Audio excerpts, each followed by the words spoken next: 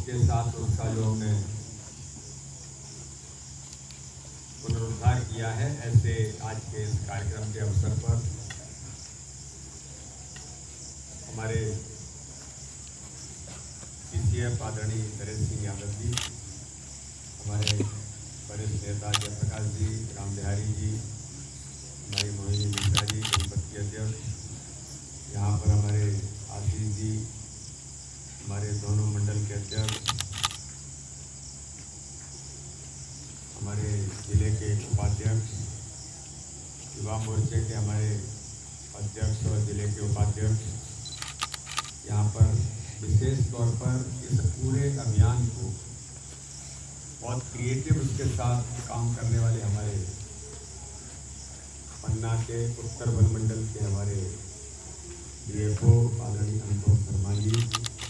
आदरणीय अक्षर जी, हमारी रचना जी और उपस्थित सभी वन विभाग के अधिकारी, सभी जो टीम है उनकी और उपस्थित हमारे नागरिक भाइयों बहनों, ये वास्तव में ही एक बहुत महत्वपूर्ण प्रयास कि केवल ये जो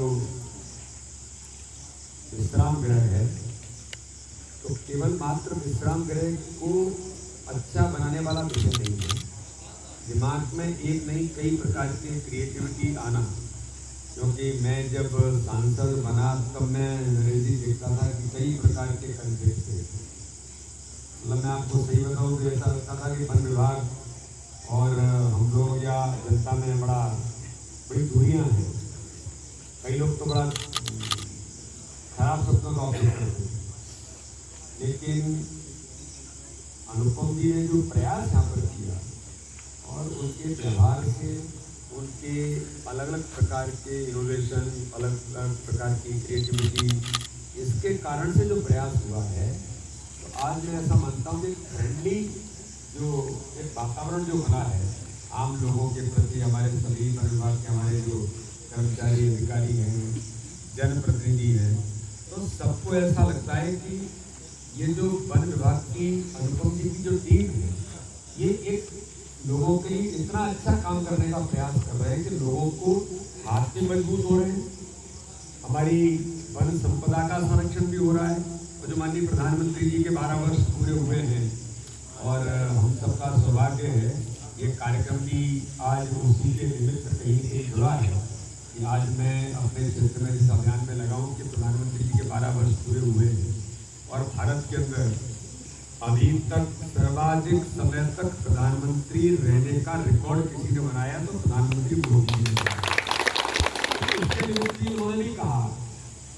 कि देश के अंदर हमारी परंपराएं हैं, हमारी विरासत है, तो विरासत से विकास क्यों जाना है, तो ये भी विरासत से कम हमारा प्रयोग नहीं है, जिसको आज आपने नरेश जी और हम सब लोगों ने मिलकर के इसका आज लोकार्पण किया है। दूसरी बात मैं कहना चाहता हूँ कि प्रधानमंत्री जी ने विरासत की बात की, तो देश के अंदर बड़ी बड़ी ऐसी जो चीज़ें हैं उनको लेकर के लोग अपने विरासत के बारे में बात कर रहे हैं और उसका प्रयास भी देश के अंदर है। माननीय प्रधानमंत्री दुनिया के अंदर भी हमारी विरासत है उसको लाने का प्रयास भी कर रहे हैं और भारत के अंदर जो इस प्रकार की विरासत है जो हमें गर्व महसूस कराती है कि हमारा इतिहास इस प्रकार का है। तो मैं भी देख रहा था कि आज मुझे सुबह अनुपम जी और रचना जी ने जब पुस्तक भेंट की, 2 पुस्तक हैं, तो उन पुस्तकों में 1300 ऐसे पौधे जिनकी उम्र 100 साल से ऊपर होगी। अब वन की विरासत ये है, ये कंसेप्ट, एक नया प्रयोग आपने जो किया ये बहुत महत्वपूर्ण है, बहुत महत्वपूर्ण, क्योंकि आज वो पंडित जी जब वृक्षारोपण कराते थे उन्होंने तो वन के बारे में पता नहीं क्या क्या हम सबको बता दिया कि जीवन यानी वन से ही जीवन है, यानी वन को अगर आप काट देंगे तो कुछ बचेगा नहीं। तो यानी कुल मिलाकर के ये जो हमारी विरासत है उसका संरक्षण, और हमें पता लगा कि अपने पन्ना जिले के अंदर भी किस प्रकार से आज किस प्रकार की विरासत हमारे पास है। 250 हमारे उन जल स्रोतों को झिरना, उनको पुनर्जीवित करना, ये सामान्य घटना नहीं है। और ये सामान्य काम नहीं है, ये जीवन को बचाने का काम है कि वो पक्षी, वो पशु जो जंगल में रहते हैं, इनको पीने के लिए पानी नहीं मिलता तो कुछ भी हो सकता है। आज उनका जीवन सुरक्षित बनाने का काम भी इसके माध्यम से हो रहा है कि 250 ऐसे हिरनाओं को संरक्षित करना जिनमें आज पानी पुनर्जीवित हो रहा है। जब जगदीश धारीवाल जी को प्रधानमंत्री जी ने मन की बात के अंदर उल्लेख किया था, तो वो सामान्य बात नहीं थी। वन के अंदर मेडिसिन प्लांट और उनको प्रिजर्व करना, उनको इकट्ठा करना, उनको एक जगह पर ला करके ये भी लोगों के स्वास्थ्य के लिए कितना आवश्यक है, तो प्रधानमंत्री ने उल्लेख किया था। मेरा ऐसा मानना है कि इस दिशा में आज इस क्षेत्र के हमारे वन समितियों को, हमारी बहनों को आत्मनिर्भर बनाने का जो संकल्प प्रधानमंत्री जी का है, लखपति दीदी बनाने का उनका संकल्प है, वो अभी 3 करोड़ बना चुके हैं और 6 करोड़ का टारगेट है। तो मुझे तो ऐसा लगता है कि अनुपम जी जैसे लोग काम करते रहेंगे तो ये वन समितियों की बहनें भी हमारी लखपति जल्दी ही बन करके खड़ी होंगी। तो ये प्रयास, अभी मैं नरेश जी को बता रहा था, अनुपम जी की क्रिएटिविटी को देखकर मैं सिंगानिया ग्रुप के जो मालिक हैं उनसे मिला, अलग से मैंने उनसे भेज की और मैंने उनसे बताया कि इस प्रकार से काम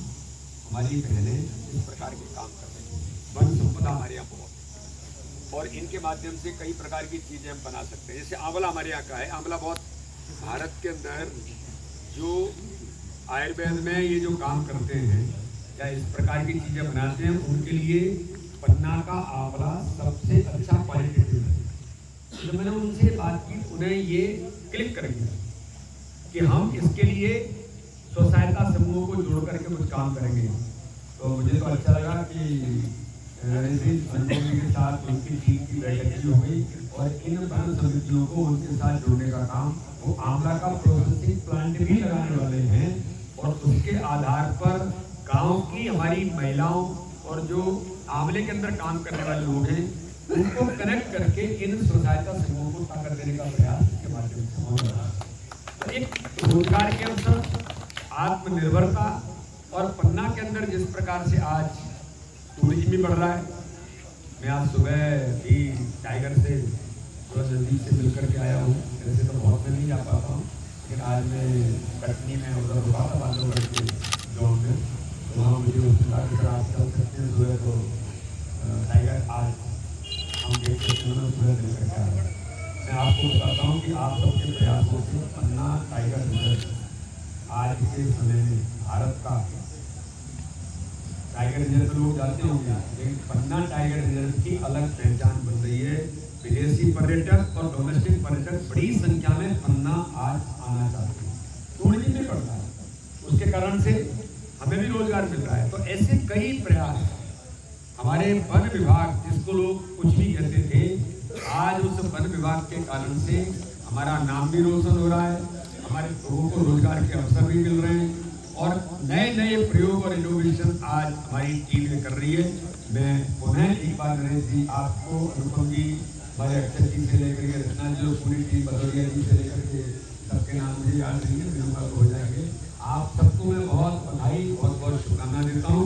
और आगामी समय में आप ऐसे ही और काम करते रहें, इसी आशा और विश्वास के साथ बहुत बहुत धन्यवाद। जय हिंद।